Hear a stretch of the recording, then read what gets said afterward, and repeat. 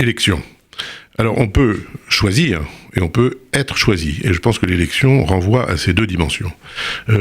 Choisir, c'est par exemple un réfugié qui choisit une terre d'accueil ou une terre d'élection, comme l'a été la France, comme elle l'est un peu moins, et comme je ne doute pas qu'elle le redeviendra. On peut aussi, c'est plus rare, élire domicile. Où avez-vous élu domicile ? Ici, là, etc. On peut également élire, bien sûr, un député, élire un président.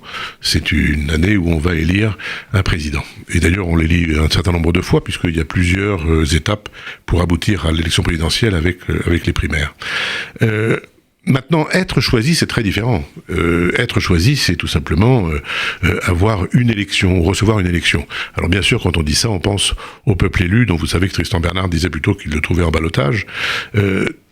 Élu, moi j'ai lu la Bible avec un peu d'attention, j'ai pas vu l'expression peuple élu. J'ai vu la traduction peuple élu, mais j'ai pas vu peuple élu. Ce que j'ai vu, c'est Am Ségoula, et Ségoula, c'est précieux. C'est un peuple précieux, et même lorsque on travaille un petit peu l'étymologie, le mot Ségoula vient d'un verbe qui est lehistagel, qui veut dire s'adapter. J'aime bien l'idée que le peuple juif soit un peuple qui a une grande capacité d'adaptation. Adaptation ne veut pas dire qu'on se moule dans n'importe quoi, ça veut dire qu'on est capable. Vous savez, il y a deux types d'adaptation, disait François Jacob. Il y a celle de l'eau qu'on met dans un verre, et puis il y a la construction du verre. Et je pense qu'il faut voir les choses comme ça. C'est un peuple qui construit le verre dans lequel il verse l'eau. Donc si on doit définir l'élection, c'est dans tous les cas de figure, qu'on choisisse ou qu'on soit choisi, je crois que c'est une servitude, mais volontaire ou acceptée.